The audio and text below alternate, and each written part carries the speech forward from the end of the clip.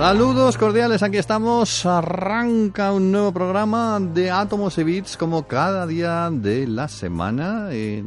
Cada 7 días estamos aquí dispuestos para contaros la última hora de la ciencia y la tecnología, de la innovación. Sí, señor, hemos pedido que nos cambien el programa, que nos lo hagan diario y nos den 3 horas diarias. ¿Y sabéis lo que nos han enseñado? Nos han enseñado un papel que dice, no, solamente podéis hacer media hora una vez a la semana y luego subir a internet a través de iBooks y de TuneIn. Así que así estamos. A ver si nos sale algún oyente millonario que quiera en un momento dado financiar un programa diario. Pero mientras aparece ese oyente millonario, podemos contaros que nosotros seguimos manejando. ¿Qué vamos a manejar? Pues los ordenadores de moda, los Lenovo, que si necesitas una tableta con proyector, por ejemplo, o necesitas los últimos accesorios informáticos, si necesitas una solución personal o empresarial o incluso simplemente para el ocio, tienes que saber que ordenadores, teclados, ratones, auriculares, teléfonos, todo lo nuevo está en Lenovo, tecnología de leyenda. Y Lenovo nos acompaña en Átomos y Bits, hoy en el control de sonido con Pilar Lloret y aquí en el estudio con José Manuel Nieves y Pedro Pablo May. Saludos de todo el equipo. Don José Manuel. Muy buenas. Bueno, que no nos dejan hacer el programa de 3 horas, ¿eh? Me sumo a la petición esa de limosna cósmica que acabas de hacer. ¿Cómo de limosna cósmica? No, es un quid pro quo. O sea, tú me financias y yo te cuento. Es lo que hay. Vale. Bueno, hablando de cósmicos, mira, no hemos podido empezar mejor porque hoy vamos a hablar de, bueno, más que de cósmicos, de... ¿Cómo se habla de dimensiones? ¿Las dimensiones son cósmicas o son alternativas? ¿O son cuánticas o son...? Es que esto de las dimensiones paralelas a mí me encanta, pero esto no sé si tiene mucho que ver con las dimensiones paralelas. Esto de lo que nos vas a hablar hoy. Sí, dimensiones paralelas o dimensiones ocultas o dimensiones extra. Hoy dimensiones ocultas, me encanta. Estamos acostumbrados a vivir en un mundo de 4 dimensiones, o sea, 3 en el espacio y 1 en el tiempo. Y Einstein se encargó de sumar la dimensión temporal a las 3 espaciales y entonces desde que Einstein hizo la teoría de la relatividad hablamos de espacio-tiempo, no de espacio y de tiempo, lo cual ya es un paso importante. Pero eso no significa que esas 4 dimensiones, que son las que ahora mismo tienen efecto sobre nuestra realidad, sobre nuestro universo, sean las únicas posibles.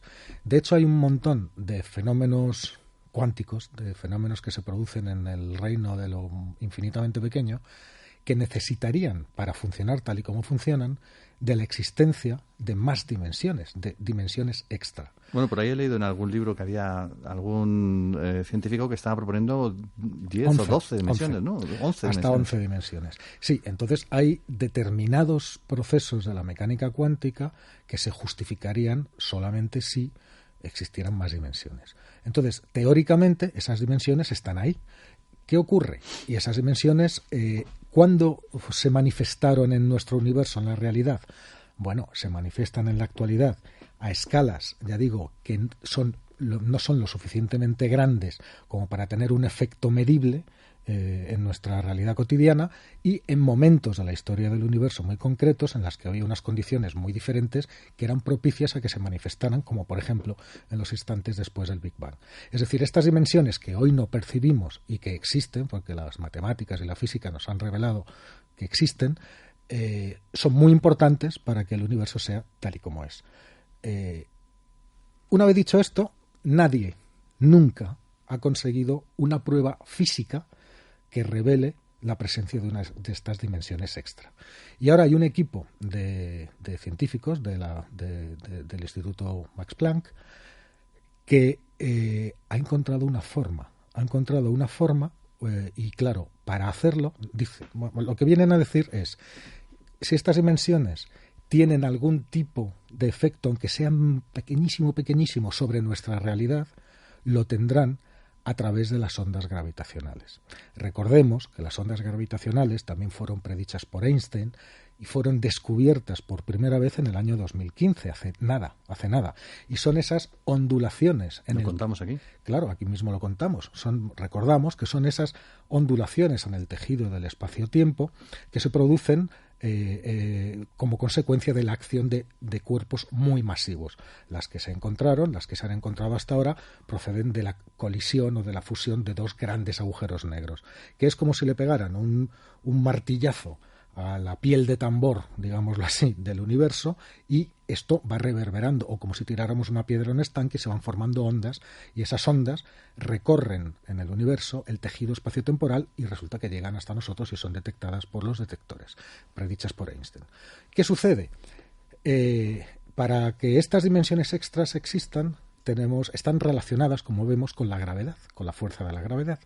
Y la gravedad es la más misteriosa de todas las fuerzas. También lo hemos contado aquí muchas veces, porque es la única que los físicos no han conseguido cuantificar, es decir, no han encontrado un cuanto, una unidad mínima de gravedad. Así como el resto de las fuerzas de la naturaleza, el electromagnetismo y las fuerzas nucleares fuerte y débil, tienen sus partículas mensajeras o portadoras. El fotón, por ejemplo, es la partícula que transporta la unidad mínima o la cantidad mínima de energía electromagnética. Y está perfectamente identificado, etcétera. Y, no sé, el gluón es el de la fuerza nuclear fuerte y las partículas V y Z las de la fuerza nuclear débil, que es la responsable de los fenómenos y de los procesos radiactivos. Pero nadie ha encontrado aún, comillas, un gravitón, es decir, la partícula mínima de gravedad. Y además se suma el hecho de que la gravedad, que es la que mantiene la materia unida a nosotros con los pies en el suelo, a la Tierra alrededor del Sol y el Sol alrededor de la galaxia y todo el resto, resulta que es la más débil, con muchísima diferencia, la más débil de todas las cuatro fuerzas de la naturaleza. Y los científicos no saben por qué. Si volvemos a estos modelos cuánticos que piden y exigen la existencia de más dimensiones, nos damos cuenta de que también podrían explicar por qué la gravedad es tan débil. Porque ¿qué pasaría si la gravedad fuera capaz de filtrarse también a esas otras dimensiones que nos son invisibles? Nosotros no la estaríamos percibiendo en su totalidad, sino estaríamos percibiendo una parte.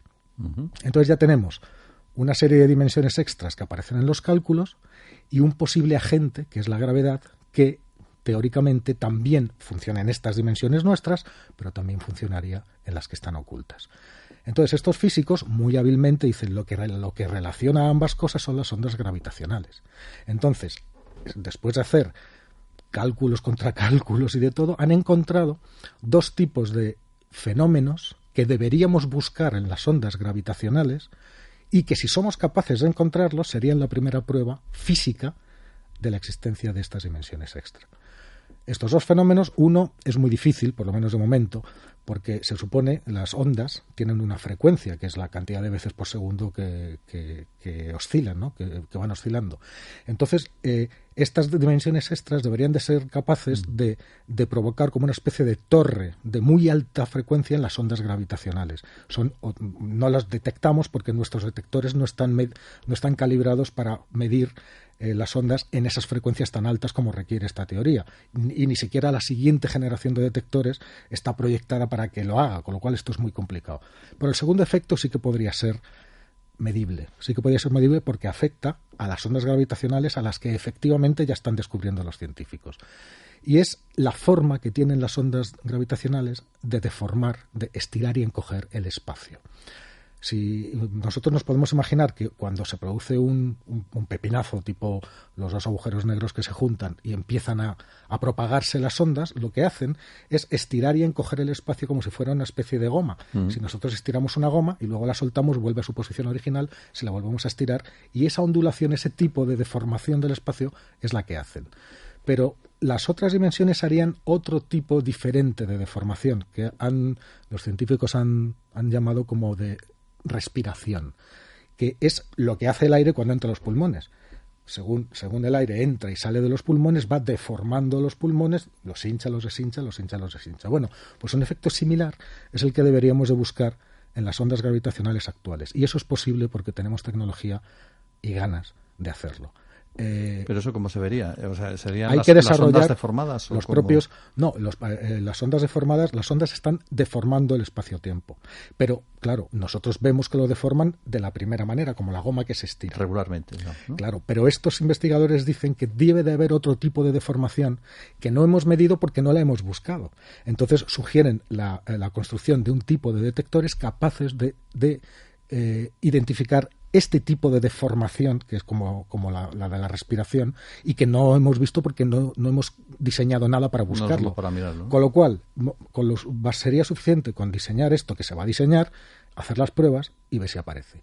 Si aparece, y realmente tenemos la primera prueba física de la existencia de dimensiones extra, con perdón por la expresión, pero sería la leche. O sea, diría una cosa todavía peor, pero sería la leche. Porque eso nos daría sería la puerta hacia una nueva física que nos permitiría, primero, penetrar en un mundo de nuevas dimensiones que de alguna manera están actuando, aunque poco, dentro de las nuestras, dentro de nuestro universo. Nos permitiría profundizar en el conocimiento de la gravedad, que es la gran asignatura pendiente de la física moderna. Uh-huh. Eso nos permitiría probablemente penetrar en los secretos de lo que se llama el universo oscuro, que es el 95% del universo. Todo lo que sabemos, lo sabemos solamente de la materia ordinaria, que es la que hace estrellas, galaxias, a nosotros, planetas y tal, que solo es el 5%. El resto es energía oscura y materia oscura, del cual no sabemos nada. Con lo cual podría ser una maravillosa puerta de entrada al conocimiento de ese 95% de universo que todavía se nos escapa. ¿Y eso esas pruebas cuándo se van a hacer? ¿Cuándo se va a construir el detector? Bueno, pronto. Ahora mismo se ha hecho una teoría, se ha propuesto esto. Lo primero que harán será repetir los experimentos, ampliarlos, hacer práctico qué características debe tener este tipo de detector, acoplarlo a los detectores que ya están, pues yo no sé, pienso que en unos pocos años. Es decir, no es una cosa inalcanzable entre que diseñas, construyes, mides, analizas datos y realmente tal, pues no sé, unos años. Pero unos años no es algo imposible. O sea, para encontrar una dimensión extra es como pasado mañana. No sé, 3, 4 años. Sería como, antes has hecho la comparación esta de la piedra que cae al agua y salen las ondas, sería como si consiguiéramos meter la cabeza debajo del agua por primera vez y mirar ahí dentro. Pues algo así. Acuérdate que cuando hablamos de las ondas gravitacionales, cuando se descubrieron, una de las cosas que dijimos es que es como si se hubiera abierto un nuevo sentido, una nueva ventana diferente. O sea, es como si uno que hubiera estado ciego toda la vida y hubiera percibido el universo solamente con el resto de los sentidos, de repente le operan de la vista y un día se despierta y ve. Bueno, pues eso es lo que nos ha pasado con las ondas gravitacionales. Hemos ganado un sentido y tú dices que me gusta mucho hablar de ellas, pero es que vamos a hablar mucho de ellas, porque a través de ese sentido vamos a empezar a percibir y a conocer cosas que antes eran imposibles de saber. Y va a ser todo gracias, imagínate, con un sentido nuevo la percepción del entorno cambia por completo. Pues eso es lo que nos empieza a pasar y esta es una de las primeras manifestaciones o consecuencias de aquel descubrimiento tan aparentemente lejano a la experiencia diaria de todo el mundo. ¿Sabes lo malo de hacer programas que hablan de estas cosas? Que siempre tienes ganas de que sea dentro de 10 años. O sea, de que no vivamos el día de hoy, sino dentro de 10 años para ver qué es lo que se ha descubierto. Lo malo es que dentro de 10 años habrá otras cosas que querrás vivir más dentro de 10 años siguientes y siempre hay cosas para descubrir. Efectivamente. Bueno, una pena, pero también una gran satisfacción poderlo ver, poder empezar a verlo, ¿no? Uh-huh. Bueno, hablemos de otro asunto que no tiene mucho que ver con el tema, o a lo mejor sí, porque quién sabe si llegó desde una dimensión oculta, el nuevo homínido que se ha descubierto, homínido misterioso, qué bonita la palabra misterioso. Misterioso es un adjetivo que me gusta mucho. Pega casi con todo. El misterioso Juan Pablo García. Sí, tan misterioso porque Pablo. Es Pedro. No, pero vamos, que te quiero decir que, a ver, esto de lo de los homínidos de África, cada vez sale uno distinto, sale uno nuevo y cada vez el árbol evolutivo tiene más hojas o más hojarasca, no sé cómo llamarlo a esto. Bueno, de todo hay, está bien dicho, está bien visto eso, ¿sabes? No hemos encontrado ni mucho menos restos fósiles de todo lo que hubo, de todos los animales, de todas las criaturas que han habitado en el pasado, ¿no? Y si solamente lo dejamos en nuestros antepasados directos e indirectos, o sea, desde los primeros australopitecos hasta los homínidos, a los más modernos, a los que ya son humanos modernos, pues nos faltan muchas piezas de ese puzzle, ¿no? De lo que se trata es de entender las raíces evolutivas, de dónde venimos, cómo llegamos a convertirnos en lo que somos, dónde empiezan los rasgos no físicos, sino también de conducta, de entender, de la forma de entender el mundo y en el que vivimos, dónde empezamos a ser humanos, dónde está esa división. Y sí, muchas veces, perdona que te corte, pero muchas veces yo creo que se confunde el tema de homínido con humano, ¿no? Porque puede haber homínidos que son antepasados, pero no son humanos. Vamos a ver, todos los humanos son homínidos, pero no todos los homínidos son humanos. Por eso. Si tuviéramos que decirlo, a ver, esto es simplificar muchísimo, ¿no? Pero si tú tienes desde los australopitecos, que se parecían más a los monos que a las personas, pero ya tenían, a partir de los australopitecos, se generan los primeros homínidos, que están entre los australopitecos y los primeros merecedores de pertenecer al género Homo, al cual nosotros pertenecemos. Los más antiguos, pues tenemos Homo habilis, que tenía casi 2 millones de años, Homo erectus, todos estos homos que ya tenían características que los empezaban a hacer humanos, ¿de acuerdo? Los homínidos son todos, y entre los australopitecos y los primeros representantes del género Homo, pues había un vacío también, había un vacío. Y entre estos primeros representantes del género Homo y tú y yo, pues también hay una serie de escalones o de pasos de los cuales sí se han encontrado restos fósiles, pero hay otros que no, que siguen siendo. Entonces nosotros es como si tuviéramos un puzzle y quisiéramos adivinar todo el paisaje a base de fragmentos que tenemos del puzzle. Entonces hacemos interpretaciones, pero de repente nos aparece una pieza que dice, anda, donde yo pensaba que había una nube, pues resulta que había un árbol en este puzzle, ¿no? Y entonces tienes que reinterpretar. Y también es verdad lo que tú dices, que algunas especies que se consideraban diferentes o que han sido nombradas de forma diferente, después ocurre algo o se encuentra algo que date tú que resulta que eran la misma y que te habías confundido porque unos investigadores de hace 20 años en Sudáfrica habían llamado a un conjunto de fósiles de una forma diferente al que unos americanos 30 años después en África Central habían encontrado otra cosa que resulta que era la misma pero la habían descrito de otra manera. Estas cosas también se dan, ¿no? Pero poco a poco en el conjunto vamos rellenando el rompecabezas, vamos rellenándolo con cada vez más piezas y la que tenemos hoy delante es una importante. ¿Importante por qué? Por lo que representa, por las preguntas que abre, las dudas que abre y por la calidad del yacimiento del que proceden. Y estamos hablando de Homo naledi.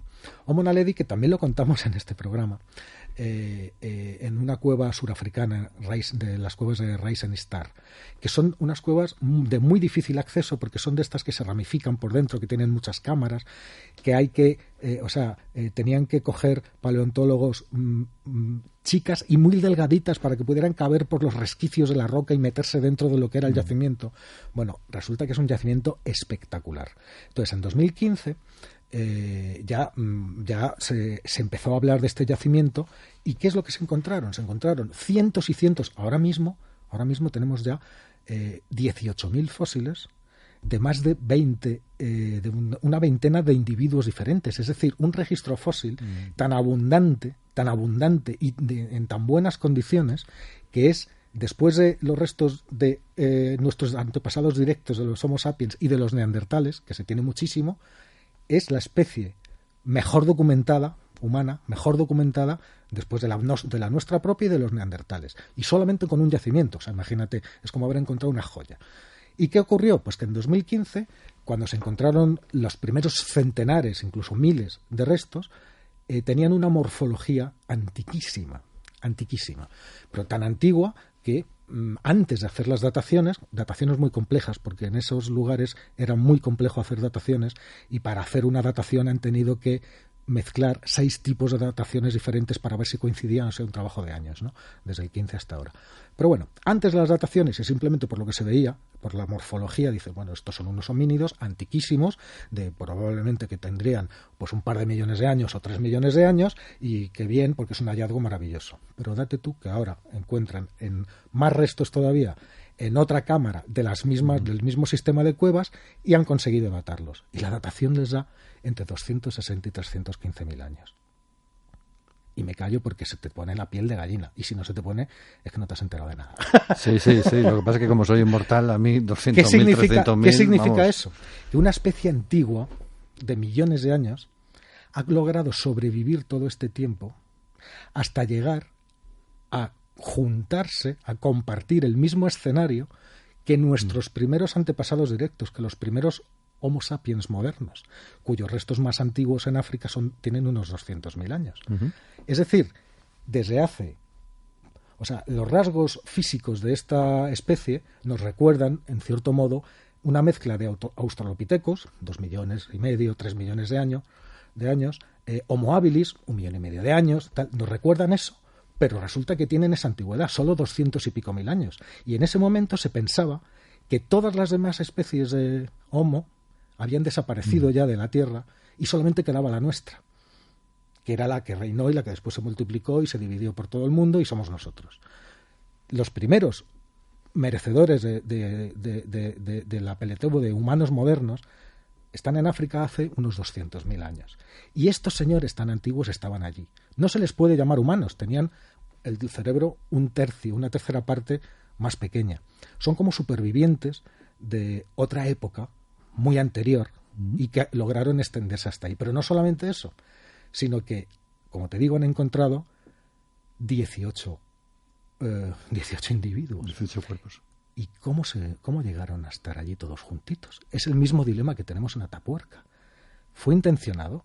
Es decir, unas criaturas que todavía no puedes llamar humanas, que se parecían más a los monos que a nosotros, que tenían el cerebro un tercio más pequeño, pero que tenían inconfundiblemente el camino que íbamos a recorrer. Incluso se llegó a decir que eran el eslabón perdido. En 2015 se decía que eran el eslabón perdido. Esas criaturas que no son humanas tenían ya un comportamiento, eran ya capaces de preocuparse por sus semejantes, incluso después de la muerte. Ya no hablo de una ceremonia religiosa ni nada de eso, sino de la simple preocupación por el prójimo que te lleva a querer incluso conservar sus restos y acumularlos en un sitio seguro, que puede ser el fondo de una cueva inaccesible, ¿no? Ya estaban ahí. Eso quiere decir, en esa época, en África, es cuando empiezan a suceder las primeras cosas que de verdad nos hacen llamarnos humanos. Enterramientos que ya probados de que eran voluntarios y no fruto del azar, uso de herramientas complicadas. ¿Quién nos dice? Estos hacían herramientas, entonces las primeras herramientas las hicimos nosotros o las hicieron estos. Es decir, estos actores no estaba previsto que estuvieran en el escenario y están ahí. Y según los investigadores han tenido la suerte de encontrar, pero esto significa que toda nuestra evolución, muy lejos de ser lineal, de una cosa que viene detrás de la otra, sino que es, como tú dices, arbórea, que se va separando, se va dividiendo y vamos encontrando cada vez más complejo, pero cada vez más rico.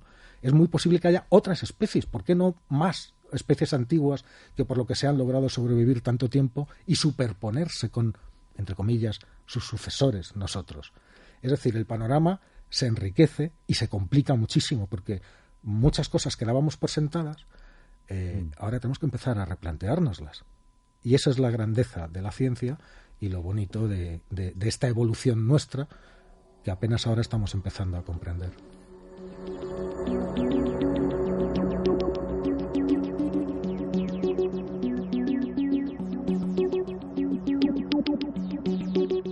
¿No me corta? ¿Adivina qué? ¿Adivina qué? Que nos estamos quedando sin tiempo, como siempre. Bueno, y aún tenemos que hablar de la tecnología.